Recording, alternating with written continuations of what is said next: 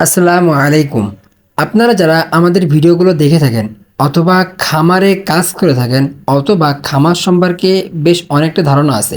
আপনারা একটা জিনিস অবশ্যই লক্ষ্য করেছেন যে আমরা পশু পাখির জন্য আমরা লিটার ব্যবহার করে থাকি। যেহেতু ওরা অনেক বাথরুম করে আর নোংরা করে ফেলায় ওদের জায়গাটা, এইজন্য আমরা সবসময় চেষ্টা করি ওদের ওই জায়গাটা যেন সবসময় পরিষ্কার পরিচ্ছন্ন রাখতে। আর এই পরিষ্কার পরিচ্ছন্ন রাখার জন্য আমরা ওদের জন্য লিটার বা তুষ ব্যবহার করে থাকি। তবে কয়দিন যাবত ধরে বেশ টানা বৃষ্টি রোদ না হওয়ার কারণে আমাদের অনেক সমস্যায় পড়তে হচ্ছে। সেটা হলো লিটার আমরা আগে যখন রোদ উঠতো তখন আমরা লিটার গুলো শুকায়ে নতুন লিটার এবং পুরনো যে লিটার গুলো থাকে ওইগুলো একসাথে মিক্সিং করে আমরা আবার ব্যবহারের উপযোগী করতাম।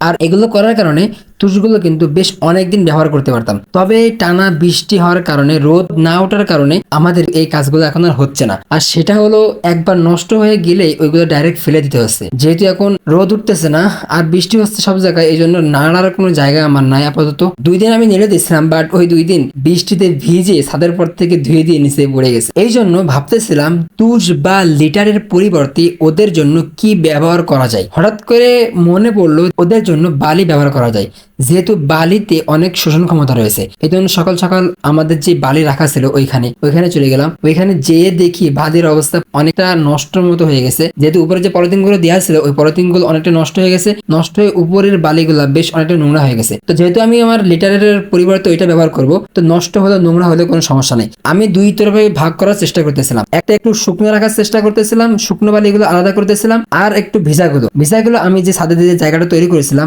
দেখছেন, যেটা ভিডিওর মাধ্যমে একটুখানি আগেই পলিথিনের উপরে যে জায়গাটা তৈরি করছি ওইখানে আমি ভিজা আর অল্প শুকনাগুলো এখানে দিয়েছিলাম। আর একটা পাত্রে আমি একদম পুরো শুকনাগুলো রেখে দিয়েছিলাম, যেহেতু এখনই আমার ওইগুলো ব্যবহার করতে হবে। আগে যে তুষগুলো ছিল পাখিদের, ওই তুষগুলো পুরাটা নোংরা নষ্ট করে ফেলছে। তো তারপর আমার যে খামারে চলে আসলাম, আলাদা যে বালিগুলো আলাদা করেছিলাম ওইগুলো নিয়ে আমার খামারে এখানে চলে আসলাম। খামার থেকে আমার যে খাসা আছে 2 নম্বর খাসার থেকে যে পুরোনো লিটার নষ্ট হয়ে গেছে ওইগুলো সুন্দর করে পরিষ্কার করার চেষ্টা করতেছিলাম। আর সবগুলো ব্যবহার করব না, প্রথম ধাপে একটু অল্প করে ব্যবহার করব। যেহেতু বালির আর একটা সমস্যা আছে, সেটা হলো বালি কিন্তু অনেক ঠান্ডা থাকে। তো বেশি বালি ব্যবহার করলে দেখা গেল ওরা ঠান্ডা লাগার একটা ভয় আছে। এই জন্য আমি একটু অল্প পরিসরে ব্যবহার করে দেখব। যদি ভালো বোঝে তো ইনশাল্লাহ সবগুলোই বালি ব্যবহার করার চেষ্টা করব। এরই মাঝে আর একটা একটু সমস্যা হলো, সেটা হলো আমি যখন খামারে কাজ করতেছিলাম তখন একটা পাখি উড়ে একটু দূরে চলে গেছিল। আর ওই পাখিরে ধরতে গেলে যে কত হ্যাপা, যারা ধরছেন তারা অবশ্যই মোটামুটি ভালো ধারণা জানেন। তো তারপর একটা আমাদের বাইরের পিছনে একটা পানির হাউস আছে, হাউসের মধ্যে পড়ে গেছিল। এই জন্য ওরা ধরতে পারছিলাম।